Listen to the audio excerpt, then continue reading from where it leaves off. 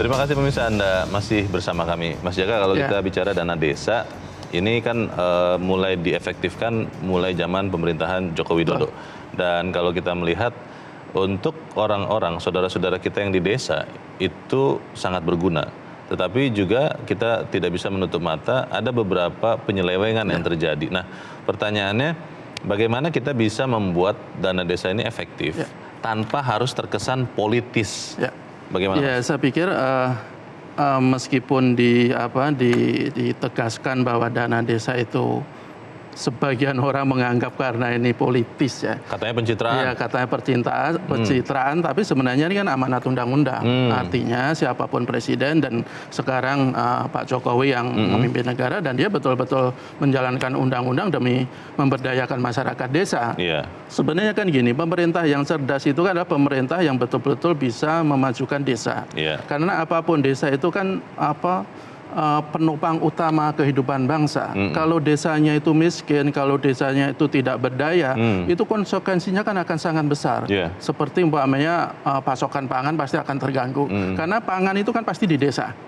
Tidak ada pangan itu di kota, hanya sedikit lah. Kemudian juga kalau desa itu miskin, pasti akan menimbulkan gelombang urbanisasi. Dan itu akan sangat membebani kota-kota besar yang ada di Indonesia. Dan dengan memberdayakan pembangunan di desa, kalau kita lihat hasilnya kan sudah mulai kelihatan ya. Artinya lapangan pekerjaan di desa pun sekarang sudah mulai terbuka. Bahkan beberapa desa sudah bisa memberdayakan diri sendiri. Beberapa kali kita kasih contoh seperti di Ponggok di Klaten misalnya. Dia punya modal besar, modal alam, yaitu sebuah umbul atau mata air. Kalau sebelumnya hanya disewakan setahun 15 juta, sekarang dengan berkat dana desa, dengan kreativitas, dengan inovasi, didandani di pola sana sini, sekarang setahun bisa menghasilkan 15 miliar. Itu luar biasa. Bahkan di desa Ponggok ini itu bisa mencanangkan program satu rumah satu sarjana. Artinya dia membiayai salah satu anak setiap rumah itu untuk bersekolah sampai gelar sarjana. Ini kan luar biasa. Jadi kalau kita cermati sebenarnya tidak politis, tidak pencitraan, tapi itu sudah keharusan. Oke, tapi kalau bicara desa keseluruhan, Mas Jaka, apakah memang semua perangkatnya, kepala desa sampai perangkat-perangkat yang lain, memang benar-benar sudah relatif siap untuk memanfaatkan dana desa ini? Karena juga sempat terdengar ada beberapa desa yang bingung mereka mau apa dengan uang yang tiba-tiba besar ini. Bagaimana, Mas? Ya, betul. Masih juga banyak desa yang belum bisa mengoptimalkan dana desa. Bahkan kalau menurut data tuh ada ada sekitar 2.400 desa di Aceh yang dia tidak bisa membuat pertanggungjawaban dana desa tahun sebelumnya, sehingga untuk tahun berikutnya tidak dicairkan. Karena mereka tidak bisa membuat pertanggungjawaban. Tidak bisa membuat itu karena tidak paham? Ya, karena tidak paham. Meskipun ada juga sebagian yang ada penyelewengan ya. Ini artinya masih menjadi persoalan yang cukup banyak, dan ini harus menjadi perhatian pemerintah bagaimana kita bisa memahamkan para perangkat desa itu untuk mengelola dana desa dengan transparan, dengan akuntabel, dan harus tetap tepat sasaran. Karena kita tidak bisa membiarkan dana yang puluhan triliun itu sia-sia karena mereka tidak mampu mengelolanya. Nah, itu dia masalahnya kan. Desa ini ada berapa total? Ada sekitar 75.000. 75.000 desa. Dan kalau kita melihat daerah Indonesia ini kan sangat tersebar dengan pulau-pulau, dengan kondisi geografis yang tidak baik, tidak mudah juga.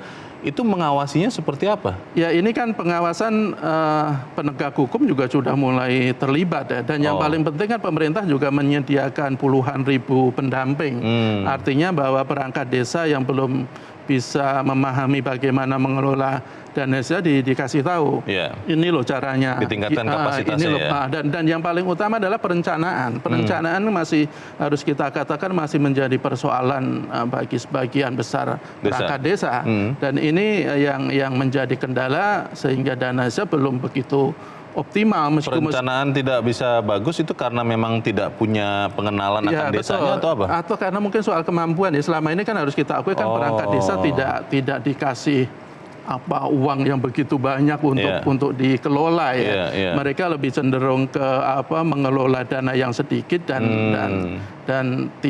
secara profesional. Mungkin gambarannya biasanya bikin pos ronda saja. Betul, kan sekarang harus membangun jalan, harus membangun irigasi, dan itu dana tidak boleh sepersen pun diselewengkan. Ini yang menjadi penyebab mereka, sebagian dari mereka masih gagap. Kalau melihat ini kemudian peran masyarakat yang lain seperti apa? Karena kan mungkin untuk orang-orang atau saudara-saudara kita yang tinggal di desa, ini sesuatu yang baik. Tapi untuk orang-orang yang tinggal di kota, itu kan mungkin agak jauh lah, kecuali memang punya saudara atau punya kampung halaman yang masih ada di desa. Ya, saya pikir peran masyarakat sebenarnya kan pengelolaan dana desa itu juga melibatkan masyarakat ya. Mereka kan musyawarah dulu. Sebenarnya apa yang perlu diperlukan di sebuah desa. Umpamanya jalannya masih berupa tanah. Diutamakan untuk membangun jalan. Kemudian kalau sudah jalannya udah bagus, apa yang harus dilakukan, umpamanya irigasi atau saluran air bersih dan segala macam. Sebenarnya prosedurnya itu sebenarnya sudah bagus. Cuma sekali lagi belum semua perangkat desa itu paham soal ini, dan ini masih menjadi perhatian yang harus dilakukan oleh pemerintah, bagaimana membuat seluruh perangkat desa yang ada di Indonesia itu betul-betul bisa memaksimalkan dana desa, sehingga uang rakyat yang jumlahnya puluhan triliun, bahkan sudah ratusan triliun kalau dari 2015 itu betul-betul optimal untuk memberdayakan masyarakat desa. Pertanyaan berikutnya begini Mas Jaka, kalau hanya memenuhi keinginan, di banyak desa yang saya dengar itu akhirnya hanya ingin membuat sesuatu yang juga tidak produktif dan tidak berkelanjutan. Ketika kemudian dana berikutnya tidak ada, itu dana mati saja begitu. Nah, bagaimana membuat desa-desa ini bisa membuat atau menggunakan dana desa ini berkelanjutan, kita bahas di bagian berikut. Pemirsa tetap bersama kami, Editorial Media Indonesia segera kembali.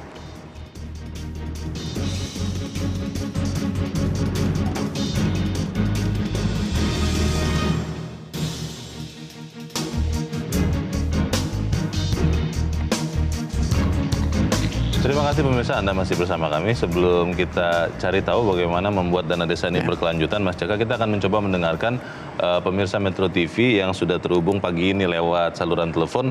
Kita akan mendengarkan pendapat Pak Sunarto di Jambi. Pak Sunarto, selamat pagi Pak.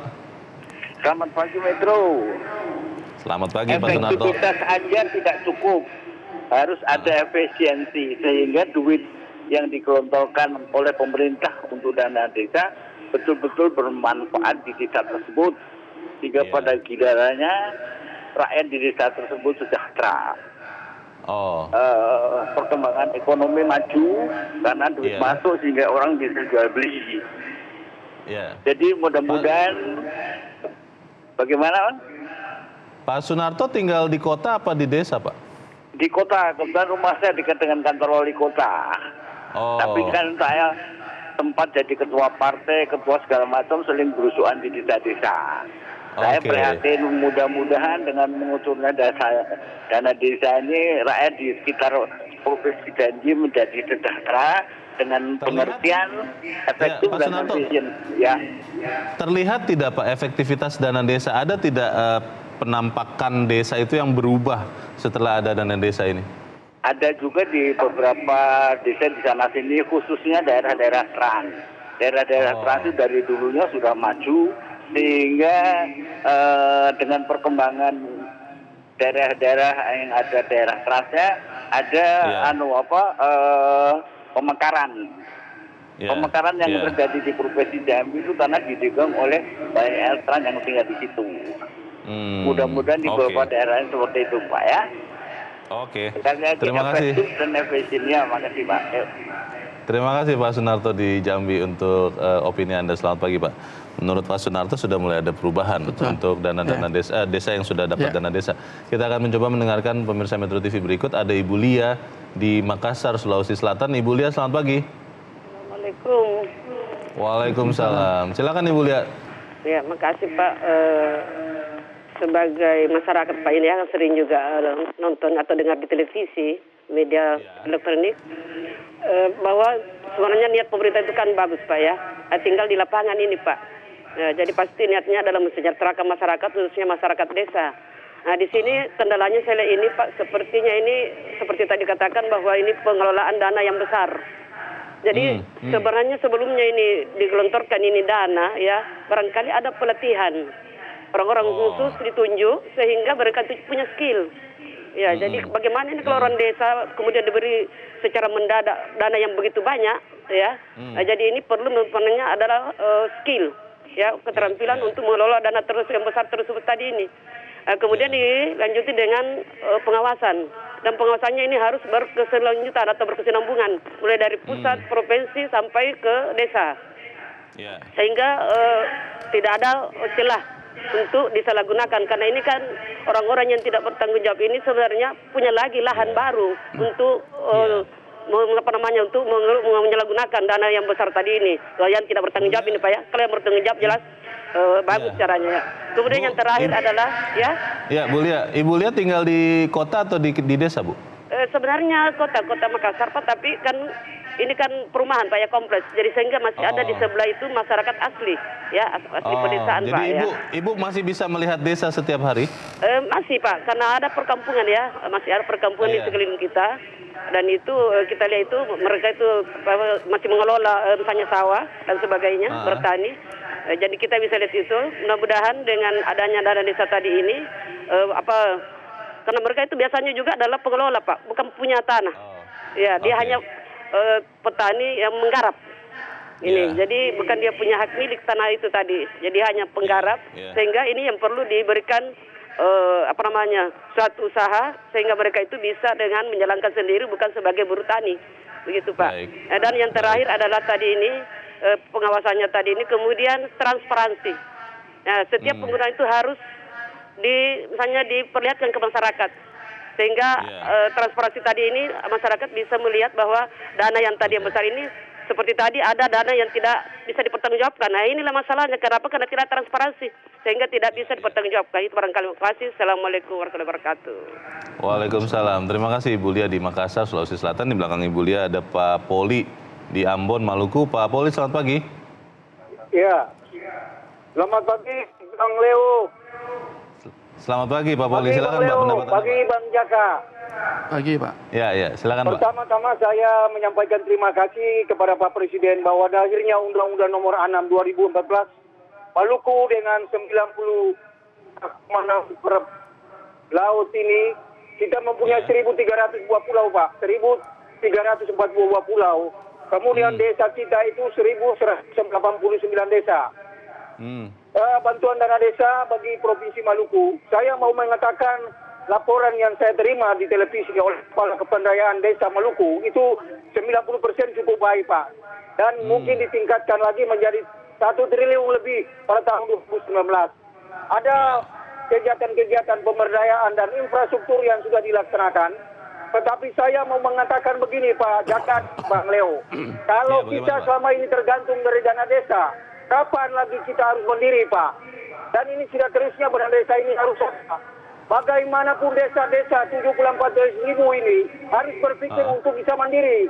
Dengan bantuan dana desa ini memberikan stimulan supaya desa itu bisa berdaya ke depan. Kalau Pak Presiden ini bisa terpilih lagi, berarti desa itu bisa mungkin akan sejahtera. Tapi kalau tidak terpilih lagi, maka dana desa ini belum tentu kami berlanjut. Oleh dengan demikian, saya kira ini perlu dipikirkan lagi bagi seluruh kepala desa di seluruh Indonesia agar dana desa ini dimanfaatkan bagi kesejahteraan masyarakat. Terima kasih Pak Poli di Ambon, Maluku. Selamat pagi Pak. Di belakang Pak Poli ada Pak Anton di Maumere, Nusa Tenggara Timur. Pak Anton, selamat pagi. Selamat pagi Bung Leo dan Jaka. Selamat pagi, silakan Pak Anton. Ya, saya kebetulan tinggal di desa dengan jarak tempuh ke kota itu 18 km ya. Saya mengucapkan puji Tuhan, Yesus, ya terima kasih Pak Jokowi ini hebat. Sudah terasa bahwa sekarang ini di desa itu begitu menggeliat perekonomian. Dulu transportasi lokal di desa itu kami di Maumere itu orang menggunakan kuda. Sekarang ini dari kampung-kampung segala macam itu orang pakai motor semua. Karena apa? Jalan-jalan itu sudah begitu bagus ya. Terbangun ya. Iya. Merambat, ya betul. Itu yang pertama. Saya mau katakan bahwa sama sekali dibandingkan dengan BLT di zaman SBY itu tidak lagi. Itu dana-dana konyol yang memberikan. Pak Anton, Kalau dana desa ini Pak, di tempat Bapak, pelaporan penggunaannya transparan tidak Pak? Nah, ini yang saya mau katakan, pemikiran saya untuk yang kedua bahwa dana ini ini kan ya, karena itu perlu diaudit tetap. Perlu dilakukan audit yang tetap dan perlu ada pendampingan ya, LSM ya, dan sebagainya, dan harus ada instruksi tegas dari Menteri ya.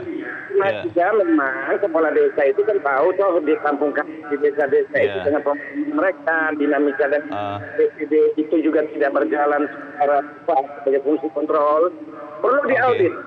Yang berikut Bu, saya mau sampaikan juga, kalau bisa nomenklaturnya itu bukan hanya untuk dana desa, kalau bisa juga khusus untuk kabupaten, bukan kota Madia ya, perlu juga diberikan dana untuk kelurahan. Kenapa? Lalu jalan-jalan di kota ini dibandingkan dengan kebagusan desa sekarang. Kalau wali kota atau ke kota Madia itu kan terasa pengembangan kota ya. Tapi kalau kabupaten perlu diberikan itu nomenklaturnya untuk kelurahan juga. Itu listriknya juga itu. Nomenklaturnya ya Pak Anton ya. Kami di Mamere ini kan Pak gempa sampai sekarang kantor-kantor itu juga nggak benar semua itu. Oke, baik. Terima kasih Pak Anton di Maumere, Nusa Tenggara Timur. Selamat pagi Pak. Para pemirsa, rata-rata walaupun ada beberapa yang tidak tinggal di desa, tapi tadi Pak Anton mengatakan dia tinggal di desa, itu merasakan manfaat nyata. Nah, tapi kembali lagi ke pertanyaan yang awal tadi Mas Jaka. Bagaimana dana-dana desa ini dipakai untuk sesuatu yang pertama produktif, yang kemudian membuatnya juga berkelanjutan, sehingga walaupun misalnya seandainya tidak ada dana desa berikut, desa itu sudah berdaya sendiri. Ya itu kan yang juga ditegaskan oleh Presiden Jokowi ya, artinya dana desa, pemerintah sudah memberikan dana desa, jadi dana itu harus berputar di desa itu aja. Artinya begini, umpamanya kita membangun jalan untuk penggunaan pembangun jalan, ya beli semennya beli di toko bangunan yang ada di desa. Atau kita membangun fasilitas-fasilitas umum, itu paling tidak bahan-bahannya itu juga harus yang ada di desa itu. Kalau toh tidak ada di desa itu, mungkin di sekitar kecamatan. Tenaga kerjanya juga dari situ. Tenaga kerjanya juga dari situ. Jangan sampai dana itu kembali lagi ke kota. Dengan begitu akan terus berkembang dana tersebut, dan tahun-tahun berikutnya desa tersebut akan bisa mandiri. Ada beberapa desa yang sudah sangat bagus menerapkan mengelola dana desa. Umumnya mereka membentuk mendirikan sebuah supermarket. Artinya warga desa bisa membeli kebutuhan sehari-hari di situ, keuntungan juga bisa dimiliki oleh BUMDes di situ, dan nanti kan kembali lagi ke rakyat desa itu sendiri. Artinya diberputar di situ aja. Dengan begitu dana desa akan bisa mandiri. Kalau kita lihat data dari BPS, sejak 2014 sampai 2017 itu kan dana desa sudah sangat konkret mengentaskan daerah tertinggal. Sudah ada sekitar 6.000 lebih lah desa tertinggal itu dientaskan. Kemudian juga desa mandiri juga bertambah cukup signifikan. Kemudian juga desa berkembang juga begitu. Kalau tidak salah sampai sekarang itu ada sekitar, untuk desa berkembang itu ada 55.000 dari total 75.000, tapi desa tertinggal masih cukup lumayan, ada sekitar 14.000. Karena kalau kita lihat kebanyakan mereka itu ada di daerah Indonesia Timur ya, di Papua, di Maluku, di sebagian Kalimantan, dan itu salah satunya karena kondisi geografis memang agak sangat sulit untuk dilakukan pembangunan seperti di desa-desa lainnya. Kadang-kadang Mas Jaka ada yang mengatakan bahwa dana desa ini dipakai lebih bukan karena kebutuhan, tapi ada keinginan. Karena kepala desanya ingin ada warisan sejarah begitu, akhirnya dibangunlah sesuatu yang tidak berguna atau tidak produktif. Nah, memastikan transparansi pemakaian dan juga auditnya seperti apa akan kita bahas di bagian berikut. Pemirsa tetap bersama kami, Editorial Media Indonesia segera kembali.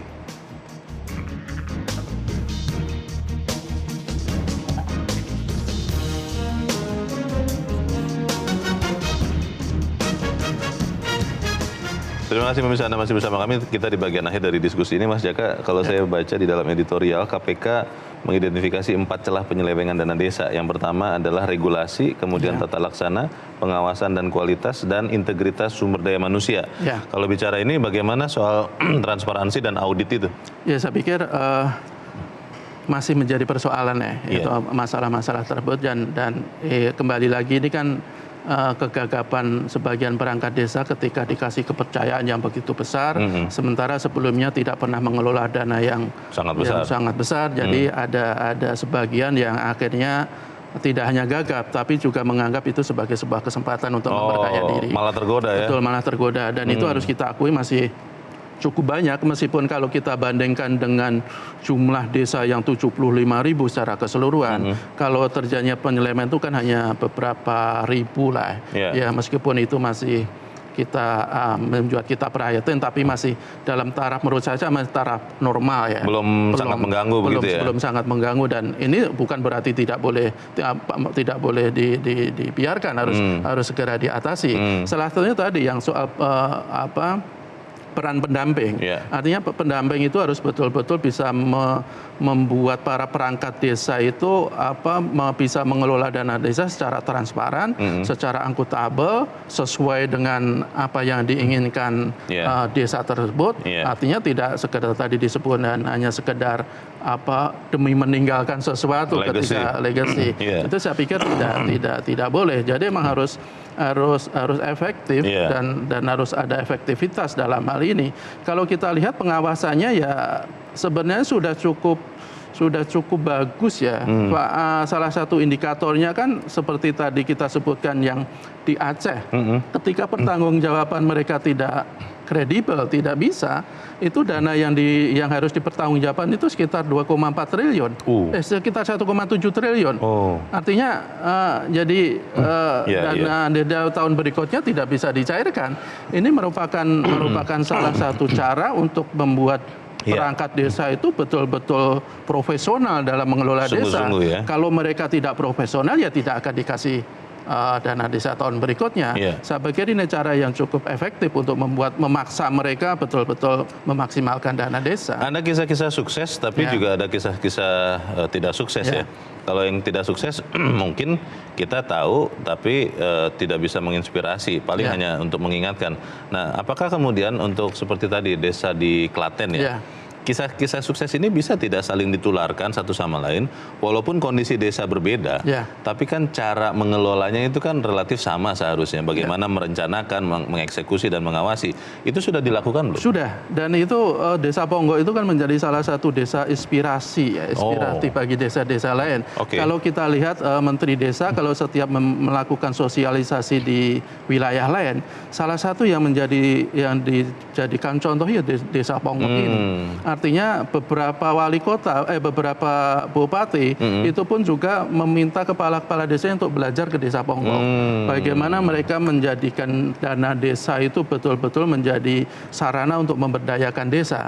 Karena kalau kita lihat memang luar biasa di Desa Ponggok ini. Dan ini daerah-daerah yang juga sudah mulai menuju ke arah sana. Kalau kita lihat di desa di Banyumas, di Cilongok misalnya, dia memanfaatkan dana desa untuk membuat perkebunan durian. Dan membagikan bibit-bibit durian ke penduduk sehingga mereka bisa menanam durian di pekarangan masing-masing. Dan hasilnya juga luar biasa. Apalagi buah durian belakang kita tahu sendiri betapa harganya buah tersebut. Dan mereka bisa menjadi salah satu supplier durian terbesar nantinya dengan program seperti itu. Juga di Tasikmalaya misalnya, dia membangun sebuah lapangan yang berstandar FIFA. Sepak bola? Sepak bola. Itu bisa disewakan dan ketika ada pertandingan, begitu banyak di sekitar lapangan itu orang jualan, itu lagi-lagi memberdayakan ekonomi desa. Efektif desa. Tetapi sekali lagi, ini kan yang masih menjadi persoalan dengan konsistensi. Artinya bahwa mereka harus betul-betul bisa menjadikan infrastruktur pelayanan umum yang sudah dibangun dengan dana desa itu berkelanjutan.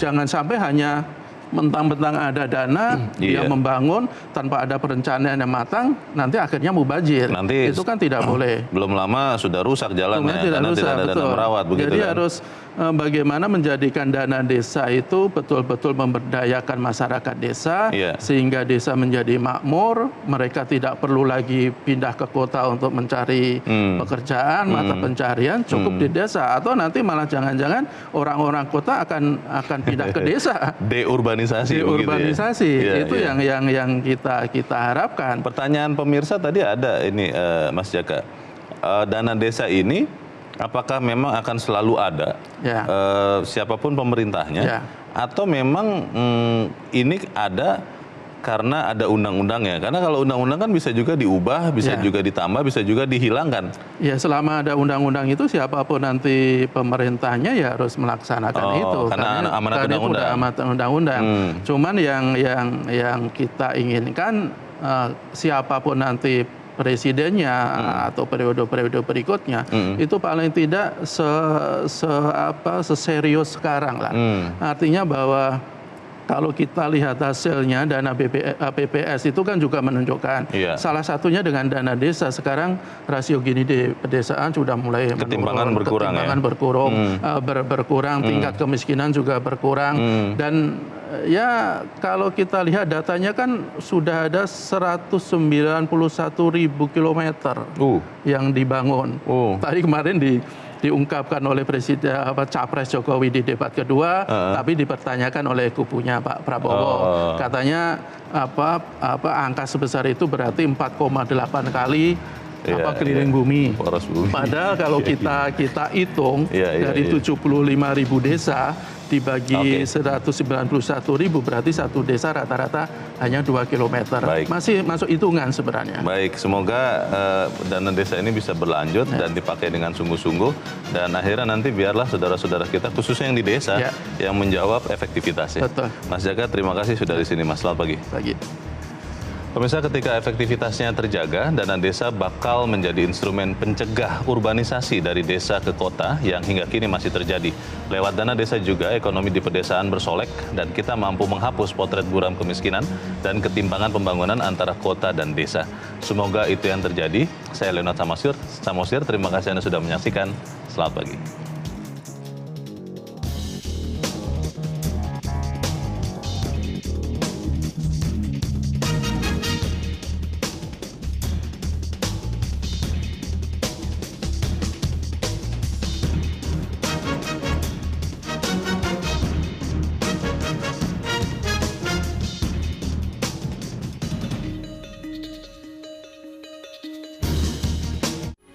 Metro TV, knowledge to elevate.